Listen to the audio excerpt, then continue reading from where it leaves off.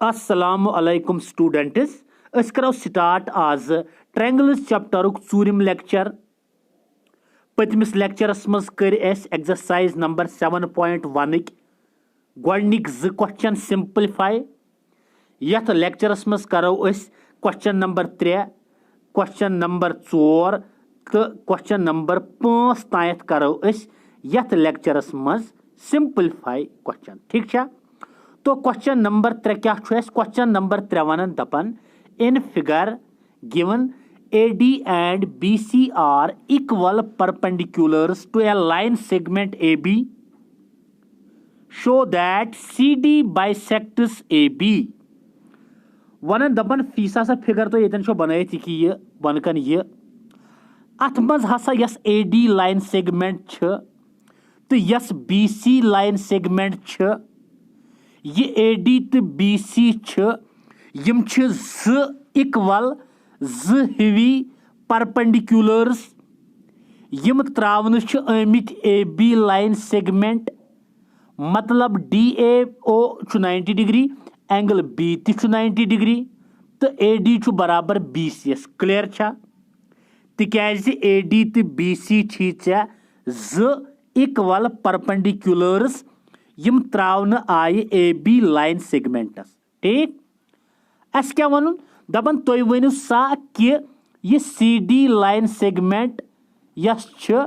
CD line segment छा bisect करन ABS।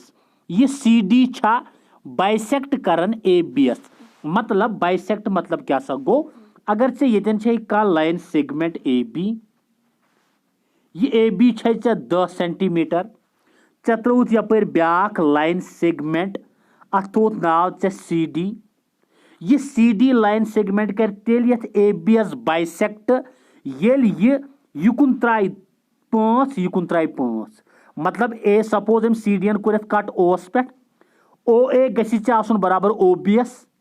OA गछि 5 आसुन OB ति गछि 5 आसुन गो ये गछि ज बराबर हिस्स करन अछ वनन बाइसेक्ट। क्लियर वही क्या दपन तुम वन CD छा बाइसेक्ट करन ABS मतलब AB बाइसेक्ट गसन मतलब गो OA छा बराबर OBS। क्लियर वही अस क्या कर थो नजर तुम सिंस लाइन सेगमेंट AB तो CD तो पाई कि लाइन्स एंड एंगल्स चैप्टर्स मज पोड़मुत अगर ज लाइन या लाइन सेगमेंट करन पानवे इंटरसेक्ट कुन पॉइंटस पे अत बनन वर्टिकली अपोजिट एंगल्स तुम पानवे आसन बराबर। ये 1 2 बराबर 3 4 बराबर ये लाइन सेगमेंट या लाइन करन इंटरसेक्ट अत बनन वर्टिकली अपोजिट एंगल्स तुम बे पानवे आसन बराबर। ओके को ये अगर तुम नजर दियो लाइन सेगमेंट AB तो CDN core intersect O points पे कोरना तमिक मतलब वो ये एंगल यद बराबर छा किन तो यह सोरे एंगल यद बराबर अस यह एंगल जरूरत यत गो यम ज एंगल बराबर पानवे गो ये एंगल कुस ये एंगल बाया AOD बे BOC गो AOD बराबर AOD बराबर AOD यह बराबर कत BOCS यह BOC यह AOB यह AOD गो AOD एंगल बराबर कत BOCS कत बराबर BOCS गो यम कम एंगल यम वर्टिकली अपोजिट एंगल्स। क्लियर छा वही कर बह तुल ट्रायंगल AOD तो BOC गो मे तुल AOD तुल मे यह AOD ट्रायंगल तुल मा किन AOD तुल अलग यह गो AOD तो बे तुल BOC ट्रायंगल मे यमन दोनवनी ट्रायंगलन मज अगर वुछो गोडनेथ एंगल AOD यह एंगल बराबर कत BOCS छा किन AOD छा बराबर AOD एंगल छा बराबर BOCS वही हेरकन वर्टिकली अपोजिट एंगल छा किन तिकाज लाइन ज करन इंटरसेक्ट वर्टिकली अपोजिट एंगल्स बराबर छा अम पे एंगल A बाया बराबर एंगल BS दोनवे 90 डिग्री तिकाज AD तो BC त्रमित परपेंडिकुलर कत लाइन सेगमेंट ABS छा गो एंगल A बराबर एंगल BS दोनवे ईच 90 डिग्री अम पे AD बराबर BCS यह गिवन तिकाज इक्वल परपेंडिकुलर्स अमित त्रावन ABS बराबर गो यह गो गिवन गो ये कुछ क्राइटेरिया बनो यह गो बाया एंगल तम पे आव दोम एंगल पत आव साइड गो angle angle side angle angle side कॉन्ग्रेंसी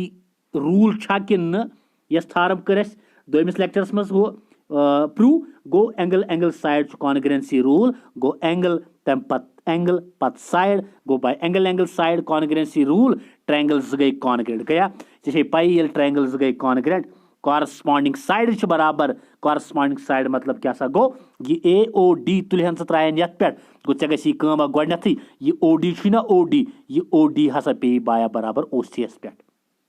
तो ओ ए पे बराबर ओ बी एस पे पे ये थोद तुलहन त्रायन ट्रायंगल गो ओ ए गो बराबर ओ बी एस ओ डी गो बराबर ओ सी एस ब्रैकेटस मज लिखे सी पी सी टी मतलब corresponding parts of congruent triangles गो ये द्राव ये ओ ए बराबर ओ बी एस तन वो मे ओ ए बराबर आसन ओ बी एस गो अत ए बी एस कर कम तान ज बराबर हिस्स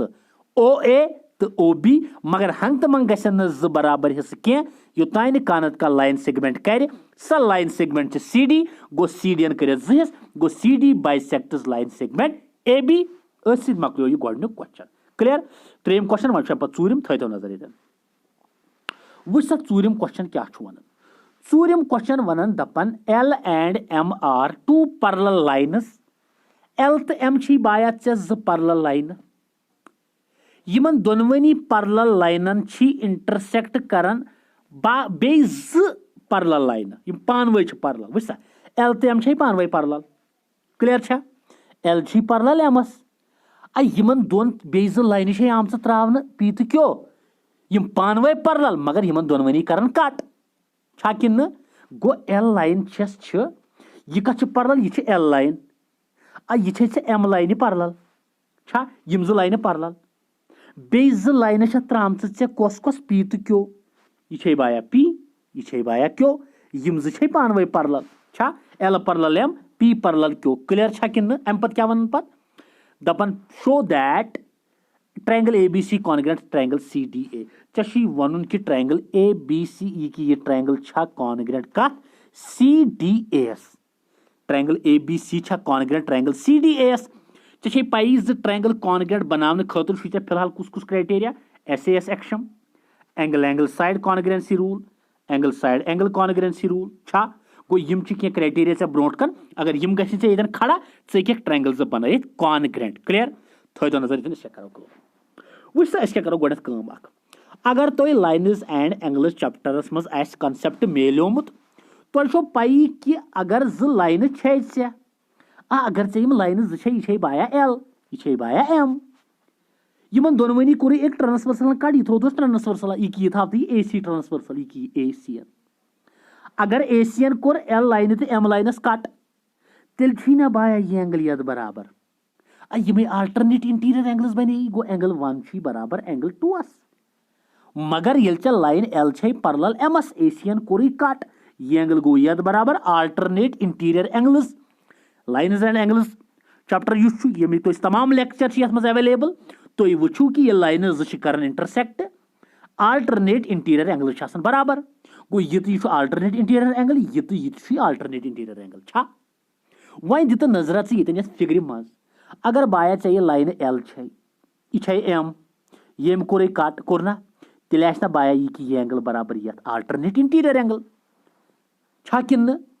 वन कर तो कम अगर यह द्राव एंगल 1 द्राव एंगल 2 बराबर यपर लाइन पी आम यह लाइन ब्या क्यों यह पी लाइन यह क्यों लाइन यह पानवे पैरेलल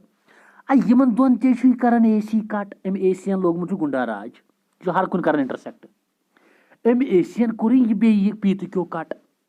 अगर यम इंटरसेक्ट कर यह एंगल गो ना बराबर यम ते गई आल्टरनेट इंटीरियर एंगल्स गया कि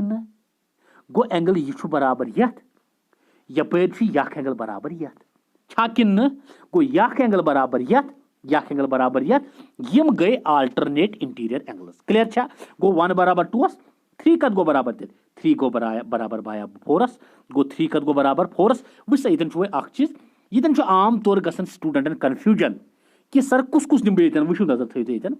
अगर चे यह लाइन नियत बे नियत यम ज लाइन पैरेलल यह थो ट्रांसवर्सल यह एंगल बराबर तिक आल्टरनेट इंटीरियर एंगल तम एंगल आसन यम बन्नी पानवे यम गश्नी ये एंगल आसन बनोमुत अख लाइन तो बे ट्रांसवर्सल बनो ये एंगल यम लाइन तो ट्रांसवर्सल बनो एंगल मगर यम लाइन गश्नी पानवे पैरेलल आसनी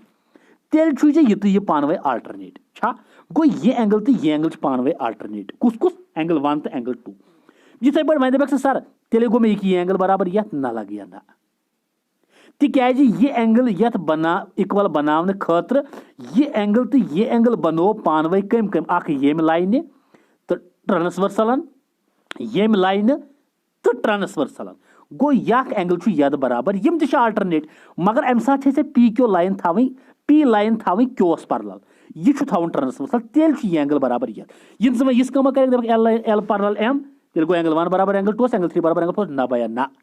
एल पैरेलल एम ट्रांसवर्सल 1 बराबर 2 पत पी पैरेलल क्योस ट्रांसवर्सल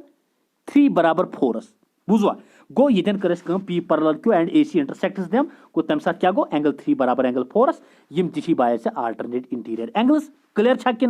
तो 1 बराबर 2 तम साथ A B L parallel M छा तुल तो वह ट्रायंगल था तो नजर वह ये मोलूम ओस कर द्राव फिलहाल वह गई ट्रायंगल तुलान वो सब बह कर गोथी बदल कुस कुस ट्रायंगल ए बी सी तुल मे ए बी सी यह गो ए यह गो बी यह गो सी बे तुलो तेल ए सी डी ए यह गो सी यह गो बाया सी यह गो डी यह गो ए गो किन यमन दोन ट्रायंगलन में था तो लग नजरा अख ये 1 ना 1 यह बराबर यह कि यह 2 गो 1 बराबर 2 from equation proved from equation first कोरा हो कि ये prove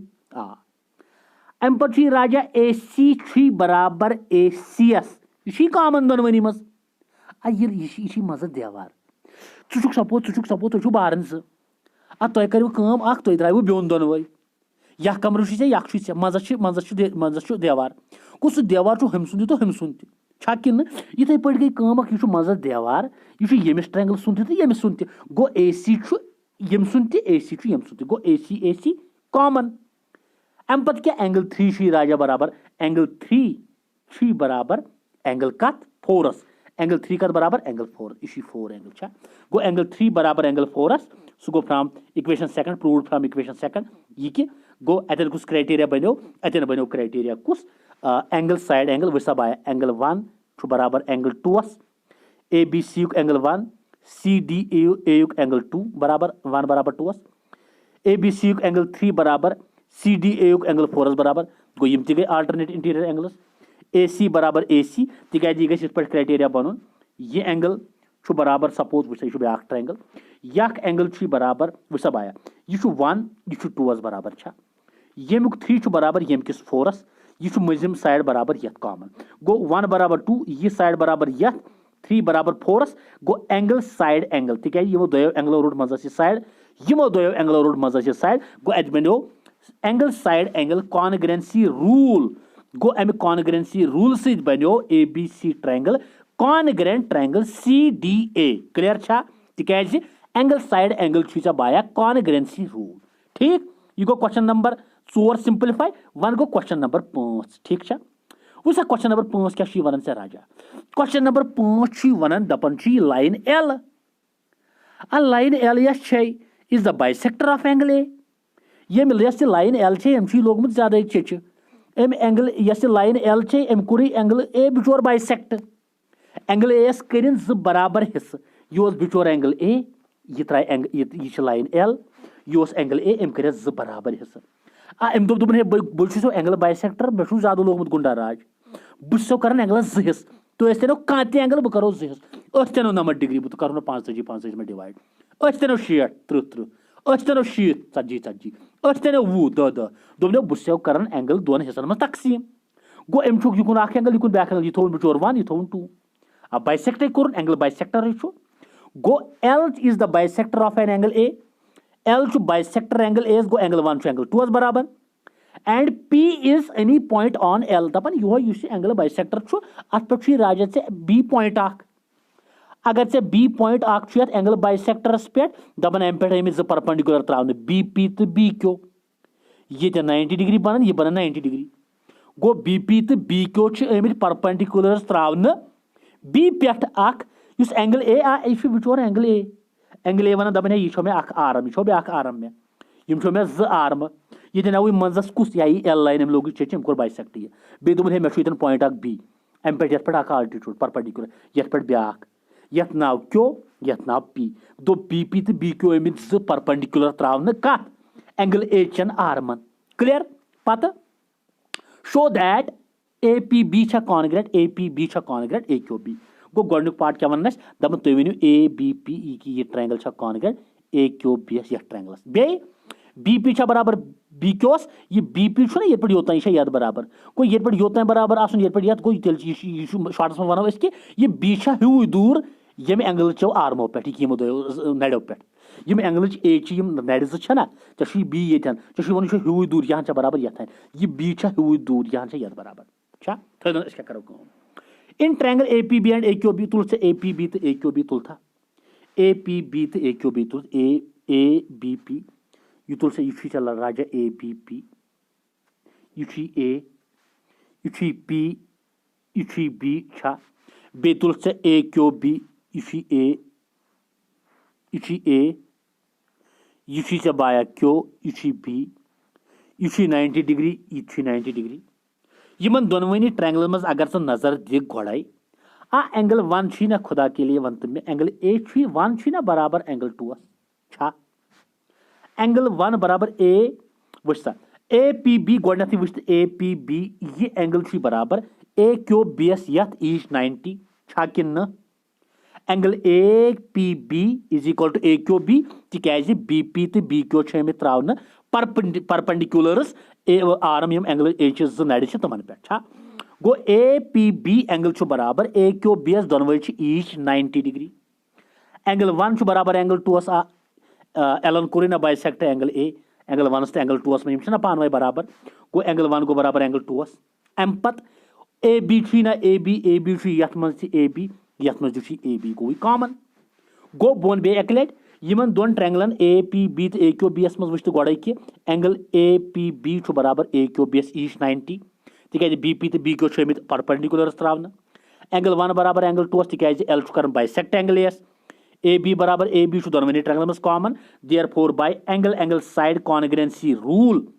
triangle A P B congruent triangle A Q B ये ट्रायंगल गई पान वे कॉन्ग्रेंट तो पाई कॉरस्पॉन्डिंग साइड बराबर गो corresponding side A P B P एस बराबर ए क्यो बी किस बी क्योस गो A B P is equal to B Q ये बी पी गो बराबर बी क्योस अत गो C P C T corresponding parts of congruent triangles ये बी पी बी क्योस बराबर आसन मतलब गो बी ह्यू दूर यम निश तो यम निश मगर यम दोनवे क्या यम एंगल ए आर्म गो B is equation from the arms of angle A तो मकलो यह क्वेश्चन पूछम त गो यम 3 क्वेश्चन मकल यथ मज ओके नेक्स्ट लेक्चरस मज पढ़ो क्वेश्चन नंबर 5 उकुन 6 7 8 ठीक है चलो बिहु तो अल्लाह ताला सवाल ओके अल्लाह हाफिज।